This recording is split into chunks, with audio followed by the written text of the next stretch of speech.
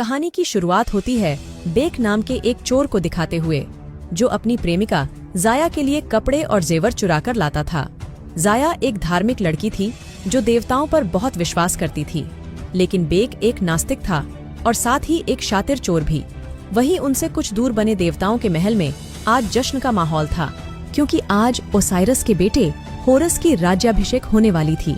अब यहाँ पर हम इस कहानी के सभी किरदारों के बारे में जान लेते हैं। दरअसल सूर्यदेव ने पूरे सृष्टि को बनाया और इंसानों की रचना की और अपने दो बेटे ओसाइरस और सेट को इंसानों पर राज करने के लिए भेज दिया। लेकिन सूर्यदेव ने ओसाइरस को मिस्र के नील नदी से लेकर सभी हरे भरे इलाकों का राजा बनाया, जबकि सेट को रेगिस्तान यानी बंजर इलाकों का राजा बनाया। अब ओसाइरस का इकलौता बेटा होरस हवाओं का देवता है और हथोर जो मोहब्बत की देवी हैं, वो होरस की प्रेमिका होती है। लेकिन हथोर के पीछे कुछ बुरी आत्माएं पड़ी हुई थीं, इसलिए होरस ने अपने प्रेमिका को 42 सितारों से बना हुआ एक कंगन उपहार दिया जो उसकी हिफाजत करता था। अब वक्त आ गया था होरस की राज्याभिषेक का, इसलिए सारे छोटे बड़े देवता इस समारोह में शामिल होते हैं और इंसान भी अपने देवता को राजा बनते हुए देखने आए होते हैं। सारे रस्मों रिवाज के बाद ओसाइरस अपने बेटे होरस को ताज पहनाने ही वाले थे कि तभी वहाँ पर ओसाइरस का छोटा भाई सेट, जो रेगिस्तान का देवता है, वो आ जाता है। लेकिन वहाँ आकर वो बड़ी ही चालाकी से सभी को अपने फौज से काबू कर लेता है और अपने भाई ओसाइरस को मार देता है और खुद को मिस्र का राजा घोषित कर देता है और कहता है कि जो मेरे आगे झुकेगा सिर्फ वही जिंदा रहेगा। तभी ये सुनकर सारे इंसान और देवता उसके आगे झुक जाते हैं। लेकिन होरस अपने बाप का बदला लेने के लिए सेट यानी अपने चाचा से भिड़ जाता है और लड़ते हुए ये दोनों अपने देविया रूप में आ जाते हैं। अब इनकी लड़ाई से वहाँ चारों तरफ तबाही मच जाती है और सारे इंसान जान बचाकर भागने लगते हैं। लेकिन इस लड़ाई में सेट होरस पर भारी पड़ता है और आखिरकार वो होरस को गिराकर उसकी दोनों आंखें निकाल लेता है और उसे जान से मारने ही वाला होता है। तभी हथौर के कहने पर उसे जिंदा छोड़ देता है। अब सेट के पावर में आते ही चारों तरफ हाहाकार मच गया है, क्योंकि वो इंसानों से सिर्फ गुलामी करवाता है और जो देवता बगावत करने की कोशिश करते हैं वो उसे मौत के घाट उतार देता है। और उसने पुनर्जन्म पर भी नए कानून बनाए कि अगर किसी इंसान के पास मरते वक्त काफी सारा सोना होगा तभी उसका पुनर्जन्म हो पाएगा। अब इन्हीं गुलामों में जाया भी उर्शु नाम के एक डिजाइनर की गुलाम थी। उर्शु सेट के लिए काम करता है और वो उसकी मीनारें, महल और बहुत सारी चीजें डिजाइन करता है। लेकिन बेक यहाँ भी जाया से मिलने आया करता था और ऐसे ही एक दिन जाया उससे कहती है कि तुम्हें हमारे असली देवता यानी होरस की मदद करनी होगी, क्योंकि एक होरस ही है जो हमें सेट के जुल्मों सितम से बचा सकता है। और उसे तिजोरी का एक नक्शा देती है और कहती है कि यहाँ पर होरस की आंखें रखी हैं और तुम्हें वो चुराकर होरस को देनी होंगी। लेकिन तिजोरी में बहुत से खतरे होंगे जिनसे तुम्हें बहुत बहादुरी से बचना होगा। इसके बाद अब किसी तरह बेक उस तिजोरी में पहुंच जाता है, लेकिन असली खतरा तो यहीं पर था, क्योंकि वहाँ पर उसे 3 पुलों को पार करना था और हर पुल में एक अलग जाल बिछा हुआ था। लेकिन बेक हर हाल में अपनी जान की बाजी लगाता हुआ तीनों पुल पार कर लेता है और होरस की एक आंख हासिल कर लेता है। लेकिन एक जगह पर वो हजारों बिच्छू के बीच में फंस जाता है। लेकिन तभी होरस की आंख से काफी तेज रोशनी निकलती है और उसकी जान बच जाती है। अब इसके बाद वो आंख लेकर जाया के पास पहुंचता है, लेकिन तब तक उनका पूरा प्लानिंग उर्शु समझ जाता है और वो उन्हें पकड़कर मौत की सजा सुना देता है। वो उन्हें पकड़कर ले ही जाते, तभी बेक होरस की वो आंख निकालता है और उसकी तेज रोशनी से उन सबको चकमा देकर वहाँ से निकल जाता है। लेकिन उर्शु के सिपाही दोनों का पीछा करने लगते हैं और तीर बरसाने लगते हैं। तभी उनका एक तीर जाया को लग जाती है और वो वहीं पर मर जाती है। अब बेक होरस के मकबरे में पहुंचता है और उसे उसकी आंख का एहसास कराता है, लेकिन वो होरस को उसके आंख देने पर एक शर्त रखता है। वो कहता है कि यदि तुम्हें आंख चाहिए तो तुम्हें जाया को वापस से जिंदा करना होगा। लेकिन होरस ये शर्त नहीं मानता और दोनों के बीच लड़ाई शुरू हो जाती है। लेकिन होरस मजबूर होकर आखिरकार उसका शर्त मान लेता है। उसके बाद वो जाया की शरीर को देखता है, लेकिन उसकी शरीर देखने के बाद वो कहता है कि अब मैं इसे नहीं बचा सकता, क्योंकि बहुत देर हो चुकी है और अगर इसे वापस जिंदा होना है तो इसे पुनर्जन्म ही लेना पड़ेगा। उसके बाद वो मौत के देवता को बुलाता है, जो जाया की आत्मा को लेकर उसके पुनर्जन्म की यात्रा पर चला जाता है। लेकिन जाया, जो कि एक गुलामी की हालत में मरी है, इसलिए उसका पुनर्जन्म बहुत मुश्किल है, क्योंकि उसके पास देने के लिए बहुत सारा सोना नहीं था। अब क्योंकि होरस जाया को नहीं बचा पाया, इसलिए बेक उसकी आंख नहीं देना चाहता।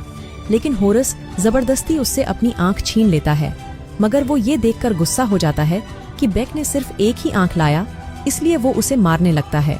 लेकिन वो कहता है कि मैं जानता हूँ कि सेट को कैसे हराया जा सकता है।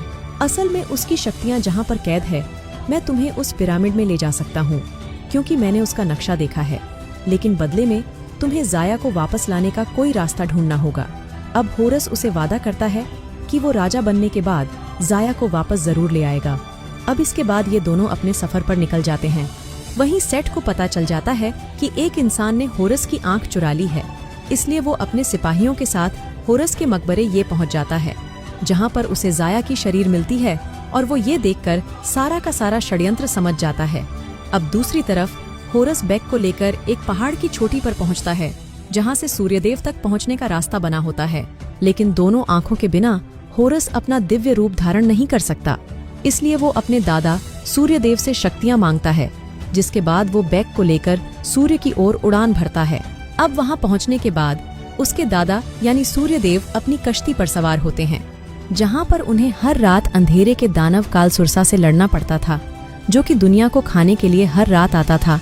अब होरस अपने दादा को सब कुछ बताता है कि वो कितनी मुसीबत में है, लेकिन सूर्यदेव कहते हैं कि मैं इन सब में समय नहीं दे सकता, क्योंकि मुझे पूरे ब्रह्मांड को लेकर बहुत सारे काम होते हैं। इसके बाद वो सूर्यदेव से वो जादुई पानी मांगता है, जिससे उस पिरामिड की आग बुझाया जा सकता है और सेट की शक्तियां कम की जा सकती हैं। अब सूर्यदेव भी इसकी इजाजत दे देते हैं। इसके बाद वो जादुई पानी लेकर दोनों वापस धरती पर लौट आते हैं। लेकिन धरती पर आते ही होरस के देवता वाला रूप खत्म हो जाता है, क्योंकि होरस तभी अपने देवता वाले रूप में आ सकता है जब उसकी दोनों आंखें हों। अभी वो लोग जंगल में ही होते हैं कि तभी उन पर सेट के सिपाही हमला कर देते हैं। अब होरस और उन लोगों के बीच बहुत लड़ाई होती है, लेकिन आखिर में सेट के एक सिपाही होरस को पहाड़ी से नीचे गिरा देता है। ये देखकर बेक भी उसके साथ कूद जाता है, लेकिन गहराई में जाने से पहले ही होरस अपना वो हथियार खोल देता है जो उसके पास था, और वो दोनों बच जाते हैं। इसके बाद अब होरस कहता है कि सेट अब हमें मारने के लिए अपने सबसे ज्यादा खतरनाक लोगों को भेजेगा। अब यहाँ सेट हथौर यानी होरस की प्रेमिका के पास जाता है उससे कुछ मांगने। जैसे हम जानते हैं कि होरस और हथौर एक दूसरे को बहुत पसंद करते थे, और हथौर मोहब्बत की देवी होने के साथ साथ काफी सारे शक्तियों की मालिक भी थी। अब सेट हथौर से कहता है कि तुम मुझे मरे हुए लोगों की दुनिया में लेकर जाओगे, क्योंकि मैं उस दुनिया पर भी राज करना चाहता हूँ। लेकिन इस बात के लिए हथौर साफ मना कर देती है। दरअसल हथौर को भी ये बात पता चल चुकी थी कि होरस को उसकी आंख मिल गई है। तभी सेट हथौर को मारने के लिए आगे बढ़ता है, लेकिन उससे पहले हथौर अपने हाथ से जादुई कंगन निकाल देती है, और जब वो ऐसा करती है तो वो थोड़ी देर के लिए मरे हुए लोगों की दुनिया में चली जाती है। लेकिन बहुत जल्द वो वापस से उस कंगन को पहन लेती है, जिससे वो मरे हुए लोगों की दुनिया के बजाय कहीं दूर एक रेगिस्तान में जा गिरती है।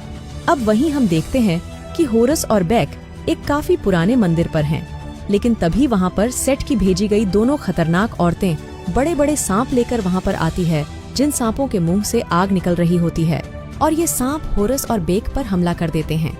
लेकिन ये दोनों उनसे बचते हुए छिप रहे थे। पर तभी वहाँ पर मोहब्बत की देवी हथौरा जाती है, जो अपने पावर का इस्तेमाल करके उन सांपों जैसे मॉन्स्टर्स को खत्म कर देती है। इसके बाद ये लोग वहाँ पर जाते हैं जहाँ पर होरस की दूसरी आंख है, और वो जगह है एक पिरामिड। अब बेक कहता है कि मैं इस जगह के बारे में जानता हूँ और मैं इसके अंदर जा सकता हूँ। पर हथौर कहती है कि अंदर जाना इतना भी आसान नहीं है, क्योंकि जब तुम अंदर जाओगे तो वहाँ पर तुम्हारे सामने एक बहुत बड़ा रेतीला दानव आएगा, जो तुमसे एक पहेली पूछेगा, और अगर तुमने उस पहेली का सही जवाब नहीं दिया तो वो दानव तुम्हें मार डालेगा। ये बात सुनकर होरस अब निर्णय लेता है कि वो गॉड ऑफ इंटेलिजेंस यानी ज्ञान के देवता के पास जाएंगे, क्योंकि उसके पास सबसे ज्यादा अक्ल है और वो सबसे ज्यादा समझदार है। इसके बाद ये लोग गॉड ऑफ इंटेलिजेंस के पास जाते हैं और उसे सारी बातें बताते हैं, इसलिए वो उनका साथ देने के लिए तैयार हो जाता है और वो सफर पर निकल पड़ते हैं। लेकिन रास्ते में हथौर को होरस और बेक की डील के बारे में पता चल जाता है कि होरस ने बेक से ये कहा है कि वो उसकी प्रेमिका की आत्मा वापस ले आएगा, जो कि होरस के लिए नामुमकिन है। ये बात हथौर को काफी बुरा लगता है, क्योंकि अपनी आंख लेने के लिए होरस बेक का इस्तेमाल कर रहा है और ऐसी हरकतें एक देवता को शोभा नहीं देता। अब इसके बाद हथौर बेक से पूछती हैं कि क्या तुम अपने प्रेमिका से बात करना चाहते हो, क्योंकि हथौर की वो कंगन मरी हुई लोगों की दुनिया से कांटेक्ट करवा सकता था। और हथौर ऐसा ही करती है, जिस वजह से बेक अपने प्रेमिका से बातें कर पाता है। वो जाया से कहता है कि तुम फिक्र मत करो, मैं तुम्हें बहुत जल्द वहाँ से निकाल लूंगा, क्योंकि हमारे गॉड होरस हमारे मदद कर रहे हैं। अब इसके बाद ये लोग उस पिरामिड के पास पहुँच जाते हैं, लेकिन उसके अंदर जाने का कोई रास्ता नजर नहीं आ रहा था।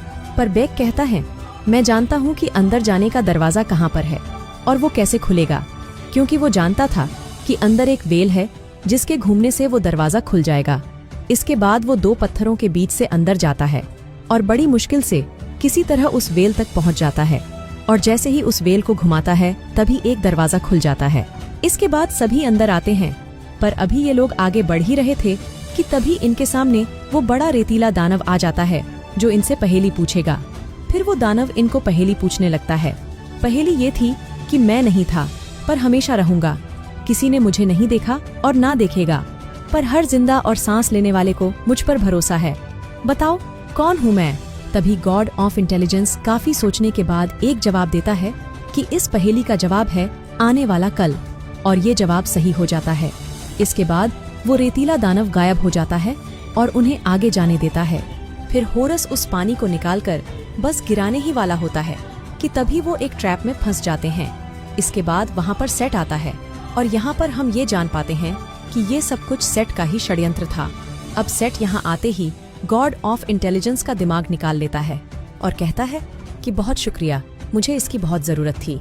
फिर यहाँ पर मौका देखते ही जल्दी से बेक उस जादुई पानी को उठाकर आग में डालने वाला ही होता है। तभी सेट बेक को एक नेकलेस दिखाता है और कहता है, क्या ये नेकलेस तुम्हारी प्रेमिका जाया की तो नहीं है। ये कहकर वो उसे भड़काने की कोशिश करता है और कहता है कि होरस ने तुम्हारा इस्तेमाल किया है, क्योंकि मरे हुए लोगों को कोई भी जिंदा नहीं कर सकता, और अगर ये पानी तुमने आग में फेंक दिया तो मैं तुम्हारी प्रेमिका की शरीर को खत्म कर दूंगा। अब बेक अपनी प्रेमिका के खातिर रुक जाता है और वो जादुई पानी सेट को दे देता है। इसके बाद सेट उस पिरामिड से निकल जाता है और तभी पिरामिड गिरने लगता है, लेकिन होरस किसी तरह खुद को और बाकी सबको बचाने में कामयाब हो जाता है। इसके बाद हम देखते हैं कि सेट गॉड ऑफ इंटेलिजेंस का दिमाग अपने दिमाग में फिट करवा लेता है और बहुत ज्यादा पावरफुल हो जाता है। इसके बाद सेट अपने पिता यानी सूरज के देवता के पास जाता है, और ये यहाँ पर भी एक गलत इरादे से आया है, क्योंकि वो अपने पिता का वो शाही हथियार लेना चाहता था जिससे वो सबसे ताकतवर हो जाएगा। इसलिए वो अपने पिता पर हमला कर देता है और उनका वो हथियार छीन लेता है। अब होगा ये कि अंधेरी दुनिया का शैतान अब हमेशा के लिए कंट्रोल से बाहर हो जाएगा और दुनिया को तबाह कर देगा। वहीं हम देखते हैं कि होरस बेक और हथौरुस पिरामिड से बाहर आ गए हैं, पर बेक को यहाँ पर बहुत बुरा लग रहा है, क्योंकि अब तक सिर्फ उसे इस्तेमाल किया जा रहा था। लेकिन यहाँ पर हथौरुस की मदद करती है। वो मौत की देवता को यहाँ पर बुलाती है और पूछती है कि मुर्दों की दुनिया में जाने की क्या कीमत है, जिस पर मौत का देवता कहता है कि वहाँ पर जाने की कीमत काफी महंगी है। ये सुनकर हथौर मौत के घोड़ को अपना वो 42 सितारों वाला कंगन दिखाती है और कहती है, क्या इससे भी बड़ी कोई कीमत हो सकती है। लेकिन अब क्योंकि वो कंगन निकालने पर हथौर मुर्दों की दुनिया में चले जाएगी, इसीलिए होरस ऐसा करने से मना करता है। लेकिन फिर भी वो अपना कंगन निकाल लेती है और वो खुद मुर्दों की दुनिया में चली जाती है। अब क्योंकि बेक को वो कंगन मिल चुकी है, इसलिए वो भी अपनी प्रेमिका जाया से मिलने चला जाता है, जहाँ पर जाया की आत्मा एक आखिरी दरवाजे तक पहुँच गई थी। और यहाँ पर उसके लिए एक काफी बड़ा इम्तिहान था कि अगर वो बहुत ज्यादा सोना देगी तभी वो दुनिया में वापस जा पाएगी। लेकिन तभी यहाँ पर बेक वो जादुई कंगन लेकर आ जाता है। लेकिन वहीं हम देखते हैं कि अंधेरी दुनिया का शैतान दुनिया पर हमला करने के लिए यहाँ पर आ गया है, क्योंकि उसे रोकने वाले सूर्यदेव अब नहीं हैं।